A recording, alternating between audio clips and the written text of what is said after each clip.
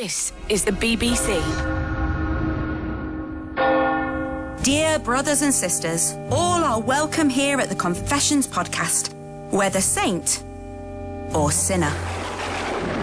Hello and welcome to the Confessions podcast from your friends at BBC Radio 2.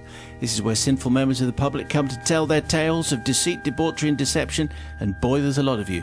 Seeking forgiveness from you, the parish of Radio 2. Here is Sister Bobby, and she sounds like this. I sound like this. I'm never quite sure. Are we happy with Madam Jojo? I'm sticking with it for the time being, yeah, if that's okay. All right, fair enough. This week's confession collection includes Pete's story, the tracks of my fears. We have Sam's tale, Cling of Fire, and a classic confession from the crypt featuring lovebirds. Not the soppy, romantic type, the actual birds. But first, we start with Jade's confession. It ain't over till it's Dover. Please be seated. Gather round, here comes another confession for you. If you miss any, the Confessions podcast, a beautifully arranged item, will be available tomorrow lunchtime. There's one fewer this week, obviously, because of the bank holiday, but it's still a very smart package. Plus, there's a very good Confessions from the Crypt. So if you want to get that, you can get it from the Radio 2 website, or you can go to your favourite podcast platform, and it's all downloadable from there. Tonight's comes from Jade. Thank you, Jade. Now, you were talking about passports yesterday, Joe, and I think it's... Yeah. About trying, if you lost it, I think you were needed some space. Yeah, that's it. No, but the thing I hate more than anything is when somebody loses or something and they say, "Oh, do you know where that thing is?" And you go, and you do know somewhere, and it's somewhere in the house. But then that person then follows you from every room as you look for it, and it's just a little bit irritating on your shoulder. What you're saying is, back off, Steve. Mr. Wiley, that might be what I'm saying. Okay. Right. So he's on a train now. He'll never hear this. It's fine. Father Simon, Madam Jojo, and the monastic menagerie, which makes you an entire menagerie. Sorry about that. Cheers.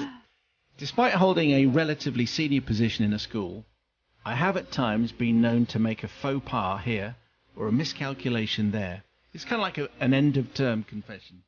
All welcome. So when the school's new principal was appointed, I was keen to put my reputation as a clumsy individual behind me and prove I was the diligent individual that I knew deep down, very deep down, I could be. When the opportunity arose for someone to lead the ski trip, I immediately said yes. A genius move, I thought. Not only would I get a week on the slopes, but also brownie points from the new head. The plans came together quickly, and it wasn't long before the morning of the trip had arrived. I was feeling quite pleased with myself as I watched the students get on the bus, right up until one of them said, "Hope you got your passport, miss." "Of course I have. Of course I have," I scoffed, as I reached into my own bag to demonstrate that I was, indeed, ski trip organizer supreme. However, it was at this moment that my heart sank. I ripped open my bag, emptied it all out. There was nothing. My heart rate increased as vague recollections of the passport sitting on the kitchen table sprang to mind, and I realized I needed a plan. Within a minute I knew what to do. I put another colleague in charge and set the bus off on its journey to Dover, which included one stop at another school and one at the service station. After quick calculation, I realized that the speed of the bus, coupled with the two planned stops, meant that I had just enough time to get home, pick up my passport, collect my car, and meet them at the second stop. Waving the bus off, I quickly grabbed the nearest member of staff I could find. "Forget your lessons, drive me home," I said. Unfortunately, I made the request to one of the most cautious drivers known in history. Mr. Third Gear, as we'll call him, travelled home at well below the national speed limit, and it was while we were dawdling that I realised my house keys were attached to my car keys, which were in turn on the kitchen table of my locked home. This was not going well. There was a frantic call to my boyfriend at work. "Get home!" I ordered. However, when I arrived at my house, he rang to say he was still 30 minutes away. This was a catastrophe. But then I saw it. The bathroom window on the first floor was open, and my next-door neighbour's ladder was handily leaning against his fence. With the neighbour and Mr. Third Gear firmly at the bottom of the ladder, I traversed the steps like an irate gibbon. Halfway through said window, with my skirt and derriere blowing in the breeze on the outside of my semi-detached, and my forehead pouring with sweat over my bathroom sink on the inside, I realised I actually was now stuck. Of course. In desperation and with one last gigantic heave, I pulled myself through the window, landing in a heap on the floor. I rushed downstairs quickly, looked on the kitchen table, grabbed everything that there was, including some additional forms, and then made my exit. Checking my watch as Mr. Third Gear drove us to meet the bus, I realised that we were going to just about make it, and I started to relax. That good feeling lasted about an hour, right up until my phone went. "Jade," said my boyfriend, "I just got home. From the look of things, we've either been burgled or you made it home for the passport before me. But if that's the case, why is the passport still here on the table?" No way. I looked in my bag and saw that I had my keys, those forms and the paperwork, and I didn't see a passport. In the rush and excitement of getting into my own house, I'd forgotten the very thing that I'd gone there to get. "Get to the M6!" I shouted down the phone to my boyfriend. He was taking a lot of orders. The period it took for my long-suffering other half to reach me at the service station was perhaps the longest time in my life. But an hour after I hung up the phone on him, he arrived, and I grabbed the passport like an Olympic relay runner grabs a baton and set off in the chase of a 56-seater luxury coach. A frantic sprint across the country was on. Simon and Joe and Bobby, I can now start to ask forgiveness from those impacted by my errors. To my students, please forgive me for the worry I caused you as you contemplated the viability of our trip without the correct number of female staff. The waves and cheers as I passed you 10 miles outside of Dover before meeting you at the ferry terminal were incredible. To my neighbour and Mr. Third Gear, I seek forgiveness as you got to see slightly more of me than I ever intended. To my colleagues on the bus who covered for me, I seek forgiveness for the pressure I put you under. Most of all, I want to say sorry to my boyfriend, who for some unknown reason has agreed to be my husband later this year. Oh. Without you and your patience and your car, I wouldn't be where I am today. How about that? So even though he took all those orders and took all those instructions and was shouted at, he's clearly a good kind of guy you've got there, Jade. Anyway, it's the teacher getting everything wrong, leading a school trip, extra pressure, everyone depending on Jade. What do you say, Joe? Completely and utterly forgiven. I mean, this is someone who's trying really, really hard to be an impressive individual. Someone just with so much on their mind, so much to deal with, that they actually forgot the little things that are important, like, passports, travel and all that kind of stuff. But this resonates so much. It's just constantly, when you're trying to do lots and lots of things and you just drop one ball, it's that juggling thing, isn't it? I remember, can I just share with you, going on a trip for Comic Relief with Matt Lucas and David Williams and Ross Kemp, and we did the whole thing of going to see some dreadful sights, and we spent several days in Ethiopia, and it was an incredible trip. And then leaving the hotel and all arriving at the airport on our journey home, and everyone turning to me and saying, "Passport? Have you got your passport, Joe?" And me feeling very much like Jade, just going, "Oh no!" And having to send back the head of Comic Relief to go and get my passport from my drawer, which was in my hotel room. That is what the head of Comic Relief is there for. Yeah, Kevin. Yeah. Jade is forgiven. Jade is forgiven. Bobby, what did you say there? Yeah, it's difficult not to identify with that. It feels like every day is like that for me. I do so many, a million things for everyone else, and then go, oh, this is ridiculous. So I'm with Joe. One thing also is the child that said, "Have you got your passport, miss?" They were missed out of the list, because actually without that person, all that would never have happened, and you wouldn't have got your passport just in time. So I can forgive you, because I think you're a teacher and you deserve 17 medals already. The Confessions Podcast. Bobby's in the house. How you do, Bobby? I'm very well. You're very hard working today. Today has tested us. Those there you go. Road conditions. Mm-hmm. Anyway, and Joe, are you feeling forgiving? I don't know, after a long, hard weekend, what do you think? I'm feeling very, very forgiving. No, I'm in a lovely, happy mood, and yeah, I'm feeling very forgiving. I can't believe that anyone would have done anything that I would judge them in any way, shape or form. Mm-hmm. Yeah. You think? Okay. God, but my pen is poised. I have a bit of paper here. I am paying attention. And a cup of tea and some biscuits. Confessions@bbc.co.uk if you want to send in your tale. Simon, Joe and Bobby. This one comes from Sam. Sam says, back around... Can I just say right at the very beginning of this, don't try any of this at home. Okay. There is nothing in here that you'd think, that's a good idea. I'm going to try that out. Okay. Right. And that's for the whole family. Like this. That's everybody. Okay. That's everybody. No one's going to try. No one try this ever. Simon, Joe and Bobby, says Sam, back around 2005, I just had my first child and I was carrying some excess baby weight. I'd never been particularly thin. I was feeling a bit down in the dumps and was trying everything to lose a bit of weight. My great auntie was about 70 at the time and looked incredibly young for her age. She had an amazing figure, particularly her legs, which appeared to be those of a 20-year-old. Perfect shape, no sagging skin, not a vein in sight. I asked her what her secret was to looking so good, and she told me that when she was younger, she would wear carrier bags strapped around her legs when in the house, and swore that this had given her the perfect pins. Anyway? I have never tried that, Bobby, have you? No, but I'm so going to.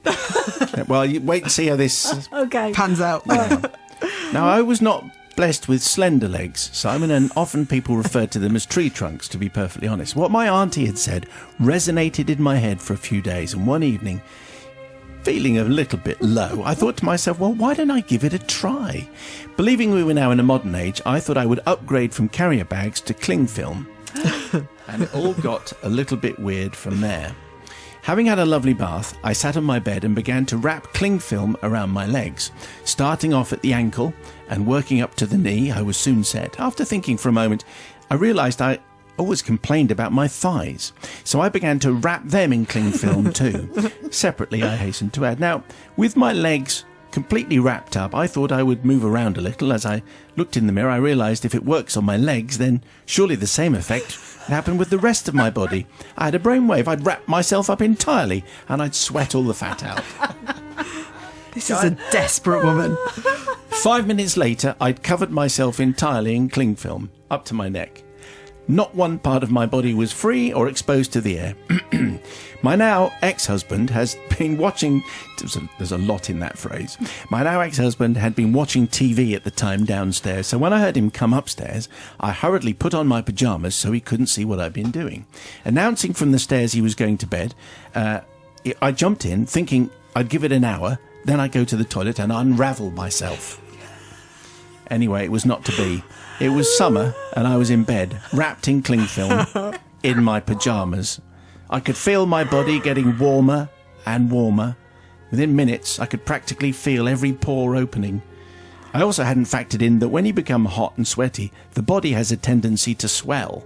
As I lay there, the cling film getting tighter and tighter, I knew I had to get it off quickly. I went to rush to the bathroom, but alas, I couldn't move.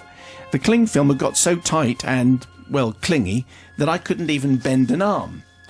As I tried to roll off the bed, my husband became a little bit concerned. He assumed I'd hurt my back in some way, and when he saw my face, bright red and covered in sweat, he told me he thought I needed an ambulance. In shame, I hurriedly told him what I'd done and that I needed his help, as I couldn't move. He began to try and take off my pyjamas, but to no avail. The pyjamas had become stuck to the cling film, and they weren't budging either. And besides, he couldn't have got them off anyway, as I was unable to move any part of me. There was only one thing for it, and he bolted downstairs and returned to the bedroom, wielding a pair of scissors, and cut off my pyjamas. At this point, I couldn't look him in the eye, as he took in the sight of me in nothing but a cling film jumpsuit. The look of horror over his face, and as the film got tighter still, he rushed into action, shouting at me to tell him where the end was, because you can never find the end in cling film, and so it was with me. I was hysterical by this time and shouted for him to just cut it. He did, slowly and carefully cutting through each layer of cling film, and the immediate sense of relief overcame me. He just looked at me and within seconds was rolling around on the floor, unable to contain himself. My confession comes with an apology, really, to my ex-husband, because although he never declared it, I think that moment was the beginning of the end. That's what I've just written here. I probably also owe an apology to my poor body for all it went through, although I have learnt to appreciate myself now for how I am. And lastly, I apologise to the cling film companies for not using the item in the way that it was originally intended. Now, where's the foil? Says Sam. Well, that's why I said, obviously, I don't think anybody would be tempted to try that, because clearly it's utterly ludicrous and based on no science at all. So don't try that. It didn't work for Sam. She could barely move within minutes. What do you say, Joe? Well, there are beauty treatments, I do believe, where you are kind of caked in mud or possibly salt or oil or something like that. But there is a professional applying cling film or wraps all around you. So they are there making sure that they can take it off without the aid of scissors. So I think if you are going to do this, make sure you do have a professional there and you are paying somebody to do the treatment for you. So yeah, definitely do not do this home. There's nothing to forgive, really. It's just absolutely hilarious. I would like to know with the great aunt was consulted or told about this at all. And I'd love to know what she said. But I did write down here, I think that possibly the Clingfilm jumpsuit was the beginning of the end of this marriage. You can imagine how it would be. Yeah. Absolutely imagine. Clingfilm with pyjamas on top, it's not attractive. Bobby, you go next. Well, I'm not doing this at home, obviously, now. The thing is that's when Clingfilm in 2005 was probably it still worked and it still clung, because new safe Clingfilm doesn't cling as much, so that's probably a warning sign. Oh, those were the days. The thing is I'm with Joe. There's nothing really to forgive, but I think your husband's wrong. I think this is a perfect example of why you're a keeper, because it's good fun, you're resilient. I don't know. I think he got rid of a great woman, but you are absolutely forgiven. If you're going to do this, do it professionally.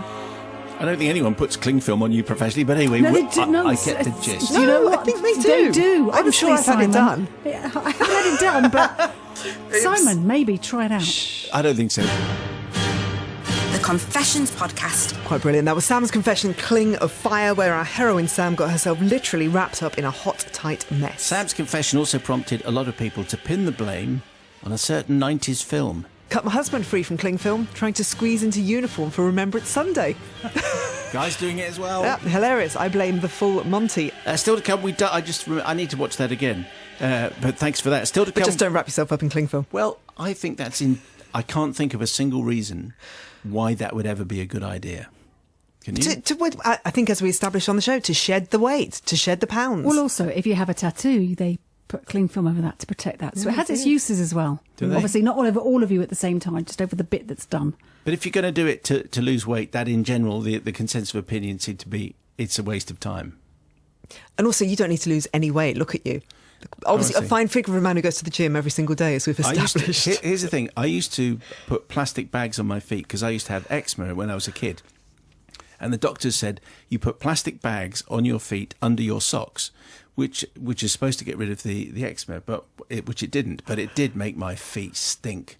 And also, I rustled everywhere I went. Oh. You could hear you coming down the corridor with rustly plastic bags. How ludicrous was that? My daughter got diagnosed with ear eczema this week. I didn't even know that was a thing. Ear eczema? Is it special eczema? It is. And her ears stink as well. It's particularly difficult to get hold of, but I wouldn't suggest putting a bag anywhere. Not going to do near that. Her ear. Anyway, still to come, we just off another confession from the crypt. This week it's courtesy of Selena and her tale of living in university accommodation hell. And popped the chocolate eggs into my mouth, saying, ha-ha, what do you think of that then? That is one of my favourites too. Anyway, before we get there, it's time to head over to the parish notice board for thoughts, musings and stories from the last 7 days in Confessions World. Actually, that'd be quite good. There should be a Confessions universe, I think. Anyway, Joe, why don't you read that notice there? Do we get to wear lycra in that world? In Confessions universe, I think there should definitely be a theme park, don't you think? Oh, yeah. Where you can actually reenact some of these confessions. Bring on the Clingfilm. First up, it's Angela, who's topping up our subscribers at a very personal cost. Angela says, I just started listening to your podcast 10 days ago, and I am currently on the one from 25th of August 2017. That's as far as I've got. My only confession is that this has made me a bit of a social outcast. Wearing my headphones and listening at every chance I get. Keep the confessions coming. P.S. I've told all my customers about the podcast and I've got at least 10 to sign up. Unfortunately, I have no proof, but I do test them regularly to make sure they have listened. Well, I like the sound of Angela. She sounds like our kind of person. But if you haven't got any proof, we can't give her anything, can we? Oh, I see. She's after stuff. This is the bit where we give things away. In general, I think. But thank you very much indeed if you have got us a whole bunch of new subscribers. And if you can get photographic proof, then obviously we'll have to, send you something. Yeah. What are we thinking? I don't know. I think one of Bobby's old travel scripts. Oh, they're gold dust. You'd have to wait to a very special one, like when the weather kicks off. Then you can have one of those. What have you got there on your section of the notice board? This week on Twitter, we put up a clip of a recent doll confession featuring the terrifying Hamble doll from Play School. Now, Daz on Twitter replied and said, I was scared to go to our outside toilet on my own until I was 7, just in case the Hamble doll pulled me down and drowned me. And Liz Robo says, I never noticed how hideous it was until now. I preferred Big Ted and Little Ted anyway, didn't we all? But it seems not everyone is as terrified as us. At least that's what Jane thinks. Oh no, Hamble was my favourite on Play School. Can I just interject at this point and say thank you to all the people who decided on Twitter to send me photographs of completely and utterly terrifying dolls that looked even worse than Hamble. Just like a deluge of them suddenly appeared. Thank you very much. Don't have nightmares. Yeah, like we're sleeping so well anyway, so that would be particularly good to get horrific images. Thank you so much. Cheers. This from Charlotte in Abingdon. I recently injured my knee playing rugby, meaning that I had to go to the hospital for an MRI scan. I managed to book this scan for 10:30 in the morning, meaning that I was able to listen to Popmaster with Ken Bruce whilst being scanned. Thanks for the comment there, but I'm not actually going to read that bit out because, modesty and everything. When the radiographer asked which radio station I would like to be played through the headphones, I enthusiastically requested Radio 2, and it transpired that this radiographer had been on Popmaster not so long ago. She'd only scored 3 points, so I bet this lady that I could beat her, bearing in mind I'm only 18 and do not know much about the old people music that you play on Radio 2. How rude. And if I won, she had to get the entire radiology department to subscribe to the Confessions podcast so that I could write to you about my achievement. I won, scoring a respectable 18 points, meaning that once my scan was finished, I was able to subscribe all of the available radiographers and nurses working in the department to the podcast. This is very impressive. Unfortunately, as I had to lock my phone and personal belongings away in the changing area, I was not able to take a photo of this as proof. However, since I have just got the results of my scan back and I'm going to need surgery on my knee, I was wondering if you'd be able to send me something to cheer me up a little bit. Well, have you got those plastic bags that you used to put your eczema feet in? Imagine how horrific that would be. Gorgonzola, madam. Anyway, I think, I know Charlotte hasn't. Can we send her something? Can we send her a badge? I think we should. If she's got to have an operation. Yeah, get a badge. Open the tin. Okay. So I can either send her a Sex Pistols, Scarface, or Blue Oyster Cult. Scarface. Scarface. Yeah. Scar knee, we're going to call her now. Last time I went for an MRI, the noise, it doesn't matter what music you listen to because you can't hear it because the banging from the machine, it just sounds like the opening of the Muse album that I was listening to the other day. It just sounds, you think, I'm at a Muse concert. I think it's a waste opportunity because I always want flashing lights and a bit of Ibiza because that's what it reminds me of, There you go. Yeah, I think we're making MRI scans far too rock and roll. I just lay there feeling slightly panic-stricken. Anyway, apparently we've got lots of muddy tat left over from the biggest weekend. So you get a Scarface badge and whatever muddy tat we get from the a bit of mud.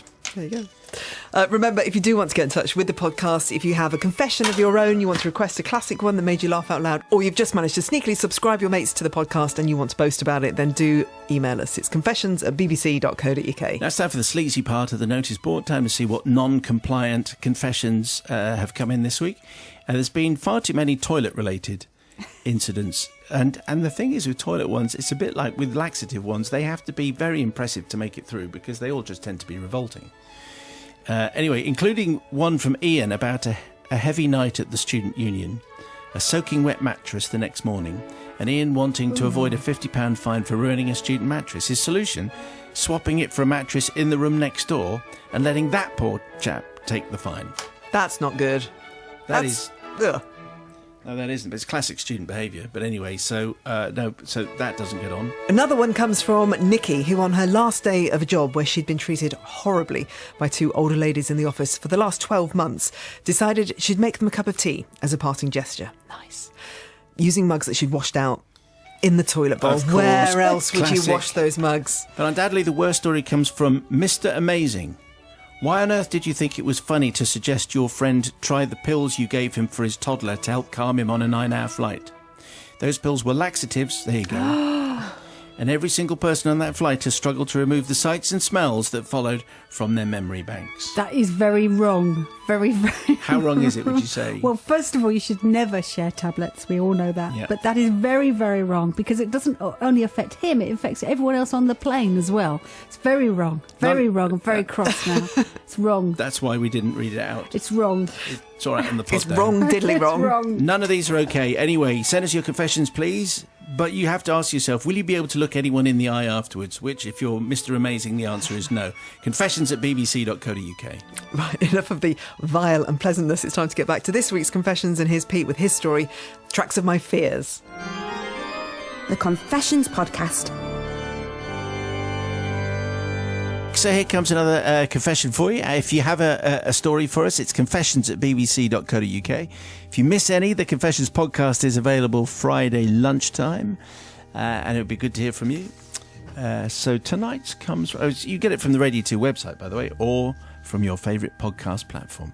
Father Simon and the Conclave of Clemency. This is from Pete, by the way. Sorry, I hadn't mentioned that. Pete sends in tonight's All right, tale. Pete. All right, Pete. My tale begins after a significant Icelandic volcano eruption. You remember the one that caused a modicum of air traffic control confusion across Europe? Living in New Zealand at the time, my wife and I had decided now was the time to show our 3 daughters the glories of Europe. Having toured parts of Europe, we visited family in the UK before setting off for Gatwick at the ungodly hour of 4 a.m. and expected to arrive in plenty of time to check in for our flight to Naples for our trip to Italy. However, we were met by a queue of about 200 people snaking through the barriers to the check-in desk, the backlog being caused by those delayed from the day before by the volcanic disturbance. As the time drew nearer for our departure, I began to fret, until a call was put out for those on the Naples flight to come forward. Surging Shrek-like through the barriers, we arrived with our overladen bags. Luckily, they were in such a rush they ignored the fact that at least 2 of our bags were over the weight limit, and we dashed down the many walkways to meet our flight, Home Alone style. On arrival at Naples, we made our way to the railway station to leave our luggage at the baggage store so that we could visit Pompeii unburdened before continuing our train journey later. Having bolted out of Pompeii at a run to get the local train, we arrived back at the railway station and collected our luggage. Arriving just in time, we boarded the train and got into our pre-booked 6-seater cabin, settling down to enjoy the journey and anticipate the joys of ancient Rome.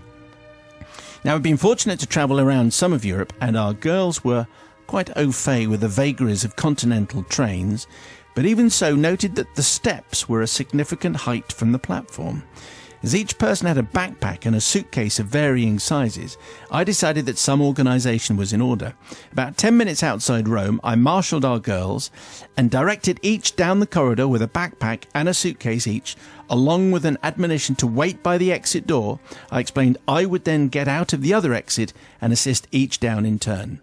Okay, so we're kind of interestingly poised. What on earth could go wrong? This all went swimmingly, says Pete, until I got to the final bag on the luggage rack, which appeared to be caught on something. Reluctant to call my long-suffering wife back to assist me, I gave it a good solid heave. It was then I discovered what the sticking point was, and the sticking point had in fact been the emergency brake lever. Oops. Not as in the UK, a discreet safe chain, but a lever held by a skimpy piece of lead seal, which, being caught up in my efforts, was now pulled down with an ominous clunk. My middle daughter saw my panic and heard some inappropriate words that she never forgot, I have to say, and she now tells me she vividly recalls being told to leg it, which she did with some alacrity. As the previously speeding express train slid to a screaming halt, my wife and children falling down the corridor in the ensuing melee, I tried pathetically to re-secure the pneumatic-operated lever. Realising this was hopeless, I bolted from the cabin with my cursed bag. At this juncture, I should point out that after a number of years in the UK... In the number of years in the UK police, I had emigrated to New Zealand to the police force, and by now was in a senior position, held in high regard for my ability to remain calm under pressure and make sound decisions in stressful situations. Imagine then the surprise of my wife when I completely lost the plot. When asked what I was going to do, I replied quaveringly that, not knowing if I would be arrested or fined, that I would wait at the end of the carriage and only speak if spoken to, my Italian being pigeon at best. Pigeon, in fact. The driver and conductor duly arrived at the offending cabin and looked up and down, seemingly oblivious to the fact that all the other passengers were staring accusingly at us. And it was my good fortune that at that exact point 2 laughing, cocky youths swaggered past, and their bad fortune that they were subsequently dragged away for questioning. Well, I say bad fortune, I may have smiled at the train driver and nodded and then pointed in their direction. So maybe that was me.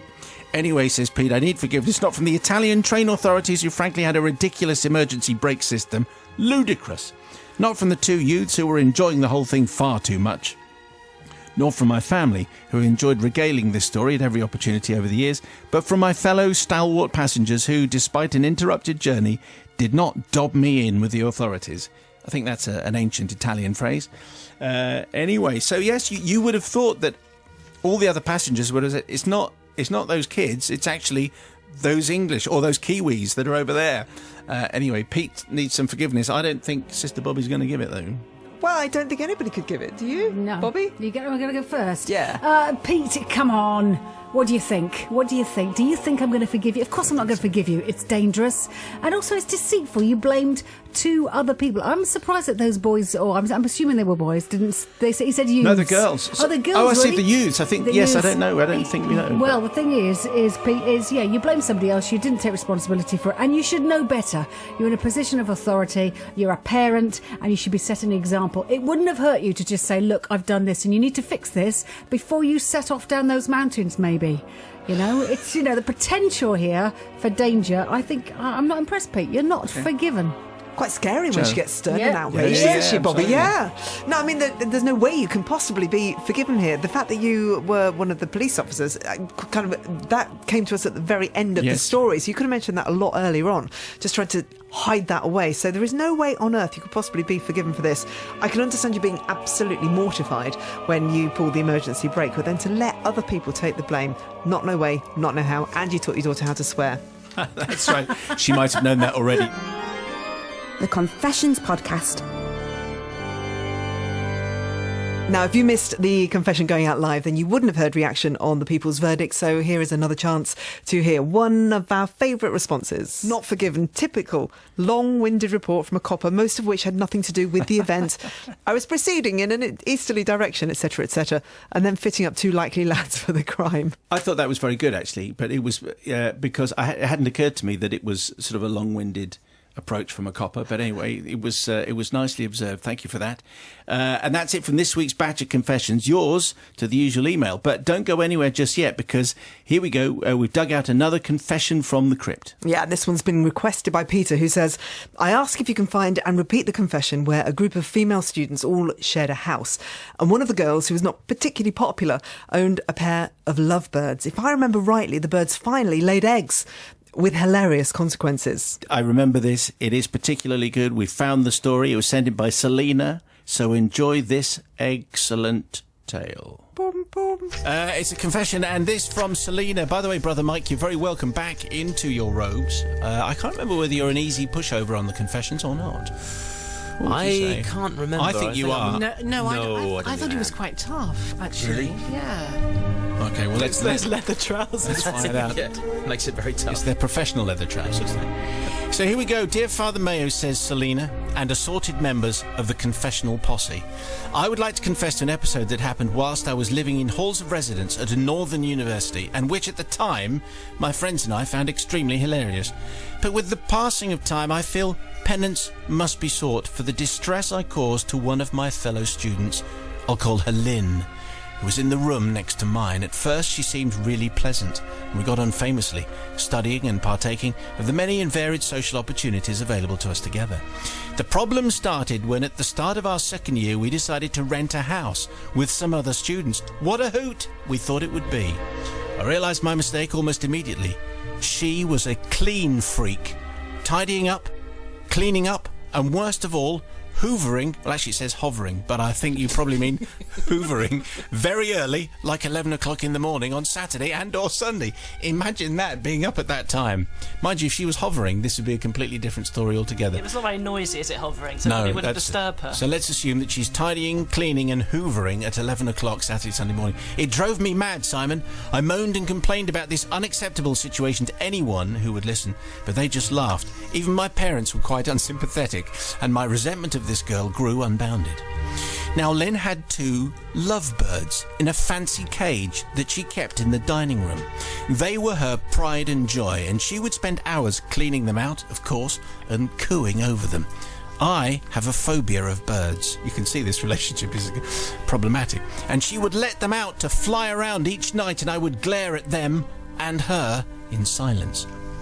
One night after a trip to my local hostelry, we stopped off at the garage to stock up on essentials, crisps and chocolate, and I bought a packet of mini chocolate eggs. You know, with the shell with a sort of sugar coating, which looked quite realistic.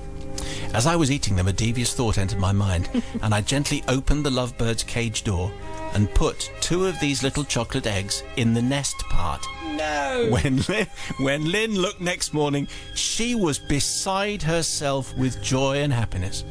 All she went on about for the next several days was the fact that her birds had laid eggs, yes, for real, and how exciting it would be to bring new life into the world once the chicks were hatched. Now, with hindsight, it was at that point that I should have come clean and told her the truth, but no, I had to carry on the joke for way, way too long. The next weekend, again returning from the pub, which you'll notice crops up at regular intervals, I discovered that while I was out, Lynn's birds had left droppings all over my coursework that I had left lying around. In the ensuing argument, I opened the cage door and popped the chocolate eggs into my mouth, saying, "Ha ha, what do you think of that then?" and then crunched. Excellent. Oh my goodness, Simon, she went ballistic. Realising that maybe I'd overstepped the mark, I quickly tried to explain that the eggs were only a joke, but as you can imagine, nothing I could say or do would calm her down. I was a chick killer. No amount of grovelling apology from me could make her forgive, and I felt dreadful. Needless to say, Lynn found alternative accommodation after that, and I felt extreme remorse ever since. Please forgive my foolish student joke. You can imagine the shock and horror that because she just thought they were perfectly decent eggs, but no, they were those mini eggs, which are of the devil anyway. So we have Selena asking for forgiveness. What do you think, Sister Rebecca? I'm torn again because this was very, very funny, and it was hilarious that she ate the eggs. Don't you think? Unless you thought they were the real thing. I know. I think her motivation was a bit suspect because she was annoyed with her friend Lynn for hoovering at 11 o'clock. I mean, I had a friend who used to scream at me for waking her up at like 1 o'clock in the afternoon, with her eye mask on. How terrible. And I just thought that was a bit unreasonable. So I think her motivation, 11 o'clock is reasonable to be hoovering. So I think that she shouldn't have tried to pay her back by eating her eggs. What am I trying to say? That's just what I was going to ask you. Forgiven or not? Get on with it. Forgiven. Okay, there you go. Could have gone either way. Mother Superior. Yeah, I do have some sympathy because it is difficult, but it is very funny. By the way, I had a pair of cooing doves in my garden at the weekend, and they were actually kissing each other with their beaks. And have they produced eggs yet? Probably. I didn't see that bit, but I saw them, doing things with their mouths to each other, which was very sweet. Anyway, back to Selena and Lynn. I think it's so funny that I'm going to have to forgive, I think, Lynn. Or was it Selena? Selena. I'm going to have to forgive Selena because I think that was a really funny thing to do. So you're forgiven. All right, okay. Brother Mike. Well, as Rebecca said, it's a bit harsh, isn't it, for someone to find a student you share a house with who cleans. That's a godsend for a start. She should be treasured and loved. But forgiven because it's hilarious. The Confessions Podcast. That was your confession from the crypt this week, featuring Selena and her birds, and Mike was doing sport, and Rebecca and Sally was on the traffic, I think. Yeah. It's very funny. It's very evil. And every time I've seen those particular eggs, I look at them and think they are very realistic. And if you saw those in a nest, where a bird is flying around, you would think that they were the real thing. If you have a request for a vintage confession, something you remember fondly you'd like to hear again, then send us as many details about it and when it first went out as you can remember to confessions@bbc.co.uk. We'll do our very best to dig them out of the crypt. If you made it to the end of the last podcast, we asked you to tweet us the phrase, "There was no scarier doll than Hamble," which we've already discussed. So thanks to Kerry and Gary and all the others who tweeted that. This week's code phrase is, "Safe cling film doesn't cling as much." I never knew that. I didn't know that we had soft and feeble cling film now. Me neither. It's about, they changed the ingredients because of I can't remember the kind of dangerous plastics in it. But I've got industrial stuff that my dad had and it clings to everything. And the domestic stuff is like that someone texted in. Domestic stuff doesn't cling anymore. But the old-fashioned catering packs like my dad has, they'd hold a roof down. They're just brilliant. Conversations I never dreamt I'd have. There one you go. day, I can enlighten you. So maybe you can wrap yourself in the new stuff, but not the old stuff. I might try with my tummy. Shall I try it at home? Bring it in. I'll just do this bit, yeah? Just see if it works, yeah? Before We can and try after. during the show. It'd be great. Probably dangerous. If you do have something you want to get off your chest, then send in your own confession to confessions@bbc.co.uk. Which Radio 2 presenter would you like to cover in Clingfilm? Ken Bruce. It's a whole new feature. Ken I Bruce. don't have enough clean film. Michael Ball. Okay, we're going to move on now. Don't forget to subscribe to the Confessions podcast, and you can hear mine and Joe's early evening show from 5 o'clock weekdays on BBC Radio 2. So goodbye from Jojo. Madame to you. Okay, goodbye from Madam Jojo. Goodbye. And goodbye from Sister Bobby. Goodbye. You've all done very well. Thank you.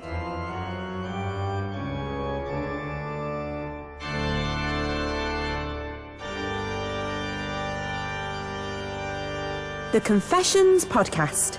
Go in peace.